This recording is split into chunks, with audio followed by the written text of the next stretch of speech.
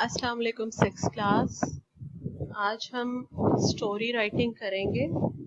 आप अपने पेजेस या कॉपी जिस पे भी आपने लिखना है उसको ओपन कर लें और अपना पेज प्लान कर लें, बिल्कुल ऐसे ही जिस तरह से आपके सामने शो हो रहा है। सबसे ऊपर कहानी लिख के उसको अंडरलाइन करें, डबल अंडरलाइन।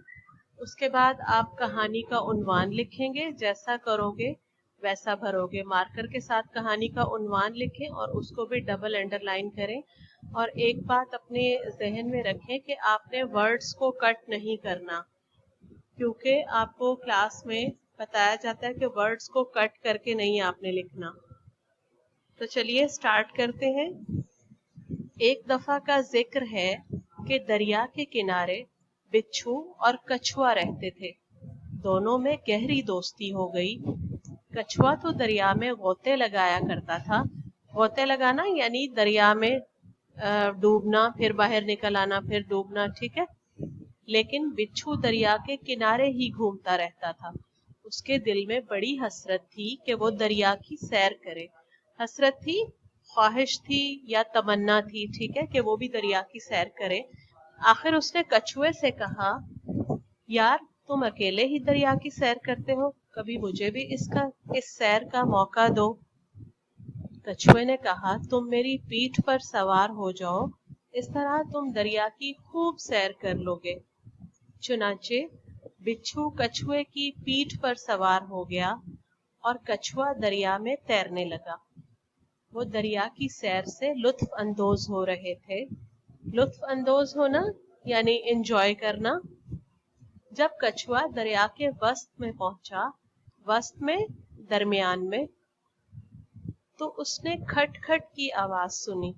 उसने बिच्छू से पूछा, ये आवाज कैसी है? बिच्छू ने कहा, मैं डंक मार रहा हूँ। डंक मारना यानी किसी जहरीले जानवर का जो काटना कह सकते हैं, ठीक है, किसी जहरीले जानवर का काटना। उसने कहा, मैं डंक मार रहा हूँ। कछुए ने कहा, क्यों? क्या ये शराफत है कि मैं तुम्हारे साथ नेकी कर रहा हूँ और तुम मेरे साथ बुरा कर रहे हो? शराफत यानी शरीफों वाला काम, अच्छा काम।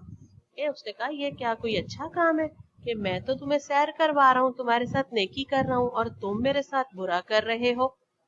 अच्छा, यहाँ पे बुरा कर रहे हो आएगा, थोड़ी मिस्टेक हो गई है। हो लिखा हुआ है, नून गुन्ना कट कर दें आप, ठीक है। तुम मेरे साथ बुरा कर रहे हो। बिच्छू ने कहा, डंक मारना मेरी आदत है और मैं इस आदत से मजबूर हूँ। कछुआ सोचने लगा कि इसे सबक सिखाना चाहिए।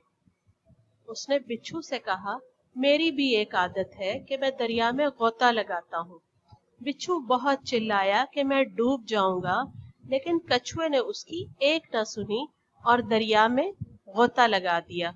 में भी 2 दफा लिखा हुआ है, एक में कट कर दें। इस तरह बिच्छू दरिया में डूब गया और अपने अंजाम को पहुंच गया। अंजाम को पहुंच गया यानी मर गया। नतीजा, जैसा करोगे वैसा भरोगे। आपने इसी तरह से नतीजा भी लिखना है। मार्कर के साथ नतीजा की हेडिंग देनी है और उसके बाद नतीजा लिखना है, इसी तरह कॉमास में, और आखिर में खत्मा भी आएगा, ठीक है।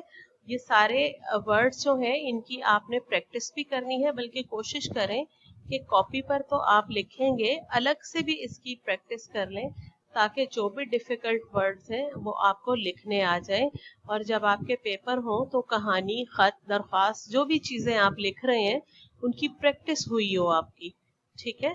तो आज की यही आपकी डायरी है और इसी को आपने अच्छे से याद करना है। बहुत मुश्किल नहीं है, ये कहानी आसान है और आप लोगों ने पहले भी सुनी होगी, ठीक है।